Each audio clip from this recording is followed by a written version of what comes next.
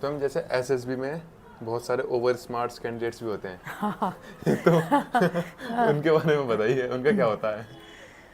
देखो हाँ, over smart in the sense जो रिपीटर्स होते हैं स्पेशली, ठीक है। Now after being a repeater they know कि कौन कौन से टेस्ट होने हैं, ठीक है।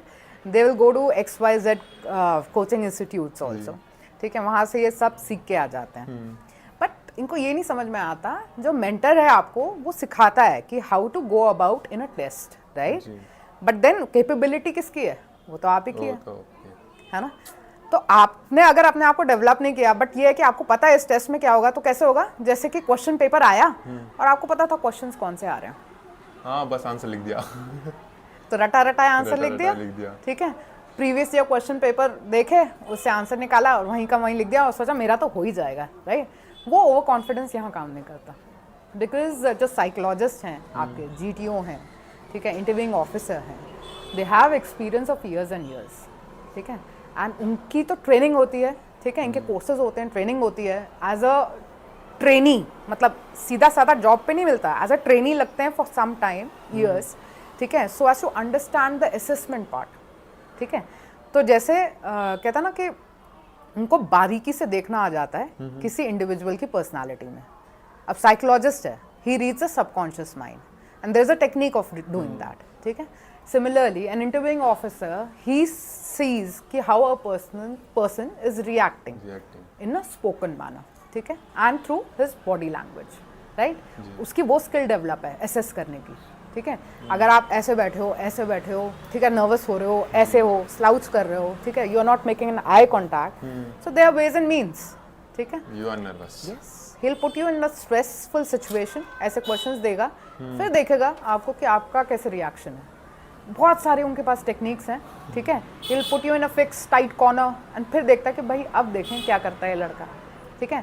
अगर वो फिर भी लाइवली है कैंडिडेट, ठीक है, and he is taking it in still in a positive STRIDE, ठीक है, एंड आंसर्स अपने बेस्ट दे रहा है, ठीक है, फालतू का डींगे नहीं हाँक रहा, which is saying over confidence, ठीक है, वो नहीं कर रहा। सो उनको वो बंदा ज़्यादा बेटर लगेगा जो नॉर्मल है। इन SSB ना, what do they see? They don't want a perfect candidate, they want a person who is trainable. There is a difference. Like?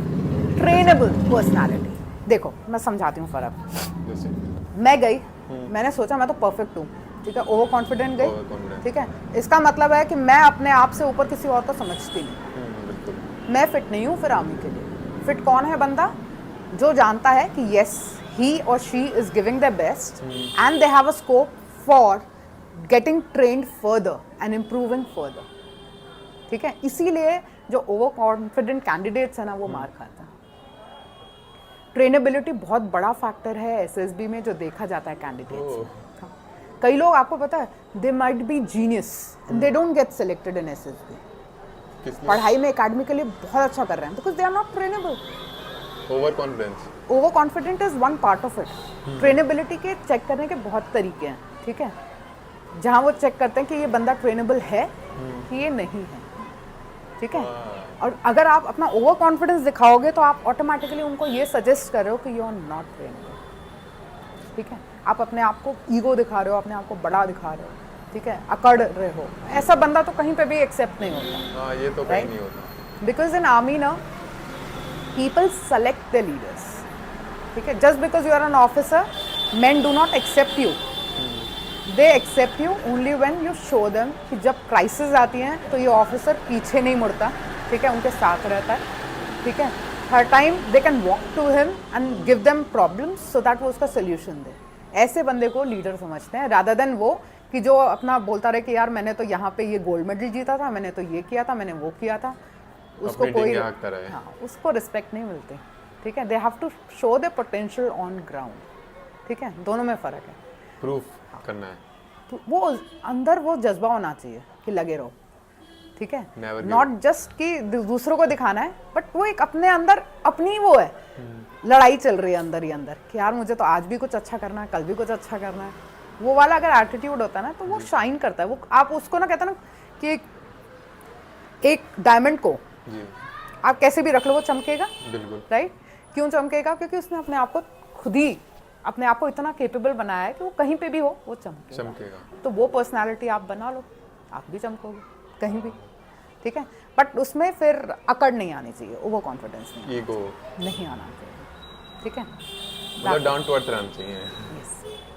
तो वही जैसे personality। बहुत सारे कैंडिडेट्स होते हैं वो डे 1 में ही स्क्रीन आउट हो जाते हैं। किस लिए होते हैं, क्या प्रॉब्लम होती है? देखिए, जब ऐसे भी बोलते हैं कि वहाँ पे इंग्लिश स्पीकिंग मेन रोल करती है, लेकिन मैंने बहुत से ऐसे देखे हैं जो हिंदी में भी क्लियर कर जाते हैं। Yes. तो क्या प्रॉब्लम आ रही है यहाँ पे, स्क्रीन आउट क्यों हो रहे हैं?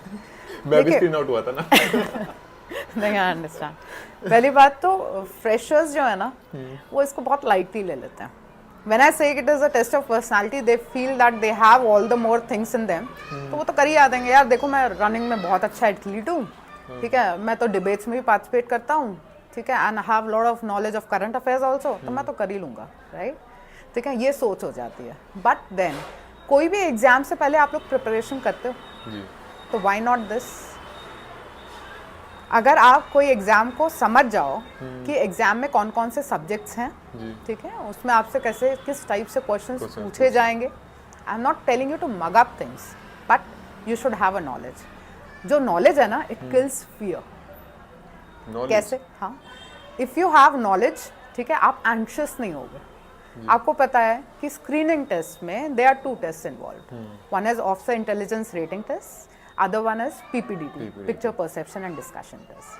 In OIR what happens is it is a verbal non-verbal reasoning question, okay? For that you need practice. It doesn't happen कि आपने वो 60 questions या जितनी बुकलेट में है आपने वो टाइम बाउंड मैनर में प्रैक्टिस नहीं करी एंड देन यू थिंक कि यार ये तो आसान क्वेश्चन है, हो जाएंगे, राइट? होते आसान है, ठीक है, बट देन उसको प्रैक्टिस के साथ करना पड़ता है, तभी आप टाइम बाउंड मैनर में वो क्वेश्चंस कंप्लीट कर पाओगे। One is this. सेकंड, अगर आपको पता ही नहीं है कि ऐसे क्वेश्चंस आने वाले हैं तो आप फर्स्ट ट्राई तो सबका हल्का ही जाता है, राइट, है ना।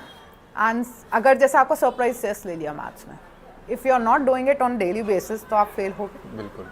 तो बेटर क्या, आप पहले से या तो प्रिपेयर करो, ठीक है। सिमिलर वे में इसमें OIR की प्रिपरेशन चाहिए, उसमें PPDT में आपको स्टोरी राइटिंग की एक हुनर होना चाहिए।